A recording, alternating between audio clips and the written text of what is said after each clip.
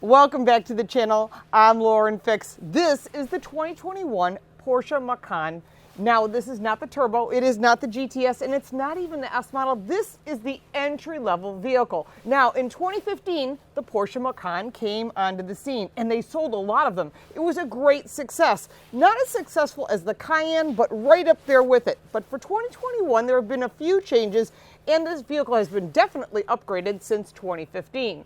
We're going to take a look at this vehicle and take it for a first drive.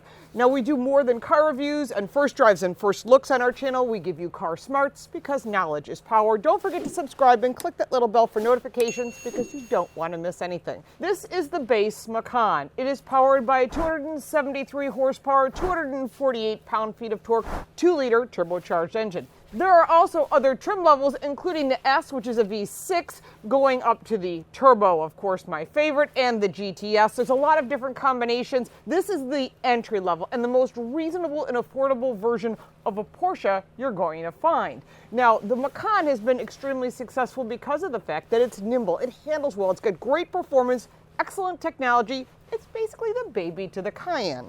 Now, as you move your way around to the front, it looks just like a Cayenne. Actually, I own a Cayenne exactly like this, except mine's a diesel. The headlights are the HID headlights, which are LEDs. You've got all the same look of a Porsche Cayenne. And as you work your way around to the side, the entry-level wheels are 18-inch alloys. That's fine. You can go up to 21s and all that. But the thing is, then it gets more expensive. And that's one of the things with these German cars you need to keep in mind, that while they look wonderful, they do get very expensive because the list is unbelievable of accessories that you definitely want. Maybe you don't need them, but you definitely want them. This has body color side mirrors, and along the side you can see that this is your standard Macan, and the detail down here is something that makes the Macan stand out as far as looking a little different than the other SUVs that are on the road, although many of them are starting to copy that little detail along this lower side sill. I guess they just all want to be. And that's the problem when you look at a car in this category. Luxury compact SUVs, BMW has the X3, Audi has the 3 Series as well, and then Mercedes. So those are the premium competitors. Then you've got Acura and Infiniti and Lexus and everybody out there, including Jaguar and Land Rover. They're all fighting for that same marketplace. And believe it or not, it's a huge market. The base Macan comes in at $52,000. Our test vehicle has about $4,700 of extras, which is actually not a lot of extras. It's just the premium package, which includes the black roof rails, the different wheels, and some interior color options, and just a few safety features. But it can get really expensive really quick. Let's take a look at the back of this vehicle. We're going to take it for a test drive, and you're going to join us. Coming around to the back, you've got 17.6 cubic feet of storage. That's a little bit less than some of the competitors, and because it has a sport back, you also are limiting some of the storage. You have a 40-20-40 split seat, and underneath this cover is a mini spare. It's sort of a unique mini spare. It's not the skinny one. It's a smaller one that has to be inflated, and that inflation product is right here. There's also the Bose audio system, which is part of that premium package, and that subwoofer is buried back here in the storage area. One of the things I really like about the Macan is that they've continued that family look. You'll notice the back of the Porsche matches that of the new 911, of the Cayenne, and of the other vehicles that they offer because they want them all to look like the family. And I like the exhaust pipes, although they're not really sewer pipes. That's part of the look of Porsche. It's about performance and nimble handling, but then you also get comfort and technology and some pretty cool safety. And we're going to take it for a drive, and you're going to join us. Let's go. The 0 to 60 in this car is faster than most of the cars in the segment. I was reading that it was somewhere around 5 seconds. Again, it depends on how you're driving it, and because I'm in a speed limited area, I'm not going to break the law. Not that I haven't in the past. I put it into sport mode to give it its most get up and go for on-ramps, off-ramps, and daily driving, and this has great pickup. When it's not in sport mode, it's about the same as any of the other 2-liter turbos. It may be a touch better. Mid-range, when you're doing like 40 miles an hour, you need to jump to 60 maybe to pass on a highway, on an on-ramp. It really has excellent performance. But remember, Porsche is, and it is Porsche, by the way, not Porsche, because it is someone's proper last name. It is Porsche. I know that you'll put comments on that. You can put that down below. Both are considered acceptable, but it is somebody's last name. Now, as far as Porsches in general, they're always about performance. They're always about nimble handling. They're always about a vehicle that responds immediately, and that this vehicle does. But in the meantime, let's take a look at what's in front of us. We have actual gauges, which is excellent. And then on the right pod, which is the same thing I have in my Cayenne, except I have an additional pod on the left, you've got a controller here on the right side of the steering wheel, and as you dial that, you will change the information from tire pressure monitoring to your trip information, navigation, a beautiful 3D picture of your navigation screen and where you're going, your phone connection if you're connected, your audio system, which has 10 speakers in our base vehicle, as well as some additional vehicle gauges, which you don't typically get. Now, on top of that, you have an arch at the top that stays there, and it is how many miles are left on the tank. And we'll see what kind of fuel economy we're getting. Torque split, about 12 miles a gallon. I've been a little bit lead-footed test driving this car. There are paddle shifters as well, and very basic information that you might need. Now, I do like the fact that even in the base model, the steering wheel is firm, it is grippy, feels like a sports car, which it should be because it's part of a sports car family. Now, in addition, you'll find is your 10.8-inch screen in the front. That is new from last year. It is not on the older cars, and that was something that had to be upgraded that hadn't been upgraded.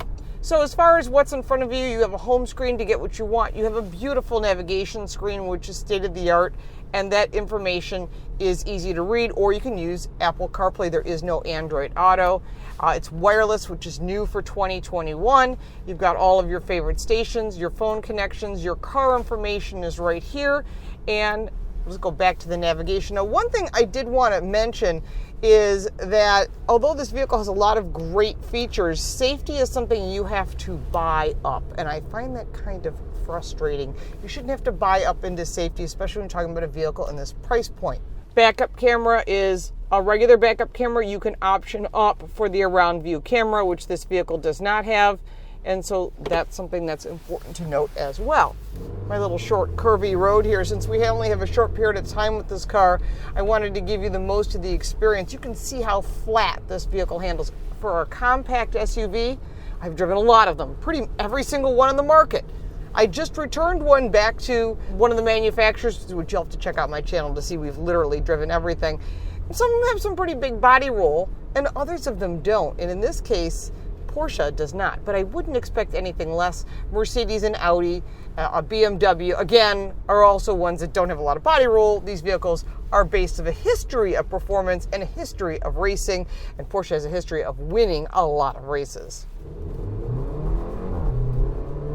Exhaust note sounds really nice, especially as you go through the RPMs, but I do notice that it sort of short shifts. It doesn't let you have that full experience of the exhaust system, which is a shame because I love that. I want to hear that exhaust note. I want to hear it rev up. Yes, you can bypass that in the manual shift, but most people aren't going to do that. Let's be honest with ourselves. By the way, heated steering wheel in our 28 degrees outside, and heated seats, which is much appreciated. Ventilated seats are an upgrade. I'm currently in an 8-way power seat, but you can go up to 14-way, and you can go all the way up to 20-way comfort seats, which are fabulous. I have them in my car, and I will tell you they're fabulous. And that's part of what you're looking at as a performance seat in that case as well. Now, this is what I'm talking about. You can put your foot in it and get up and pass. I had to pass a slower car. But one of the things that's totally impressive about the Macan is the handling, is the braking, and is the overall performance and the build quality of this vehicle. It's German. It is nothing but the best. But I'm going to tell you this. This vehicle can get really expensive when you start adding in, I want the ventilated seats, and I want, the lumbar, and I want this, and I want that, and I want that, and I want this. I'm telling you, you start adding it up, and suddenly you're at the price point of a Macan S. And then you think, then I'll get the S because it's got more performance. You lose somewhat on the fuel economy because the fuel economy on this vehicle is 21 miles to the gallon combined. And when you jump up to the V6, of course, you lose something. You jump into the turbo, you lose even more fuel economy. So one of the things that you will like about this vehicle when you get in it, it is distinctly Porsche. You drive it, you feel it, you're connected to it, you're connected to the road. It's instantly responsive and nimble.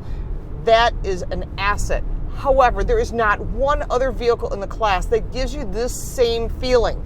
The German cars, the premium ones, the BMW, Audi, Mercedes, gives you an excellent feeling. But then you start jumping into that AMG class, and then the price goes through the roof. Or an SQ5, or anytime you add the letter M after this stuff, it gets really expensive. So that's why I always tell people, when you're thinking about this vehicle, think about comparing the base Macan to the base of the other vehicles, and suddenly you start realizing it is a very special feeling to own a Porsche, and Porsche knows that. They're very aware of that, and that's why it's the highest price point of the vehicle in this category. Yes, you could buy a Jaguar E-Pace, which would be very comparable, although I do like the F-Pace and have reviewed that, or a Range Rover Velar.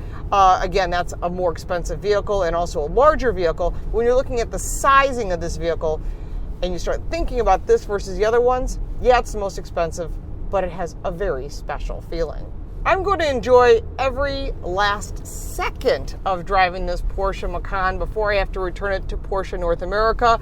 I'm sure you have additional questions. I did not do a complete review on this car, but I will be doing that in the near future. So if you've got any additional questions, put them in the comments down below. I am more than happy to answer them, or go to Porsche and get some answers for you. If you got value from this video, make sure to like it and share it with your friends, especially your Porsche friends. And love to hear your comments. We like to open the conversation. If you bought a Porsche Macan, do you love it?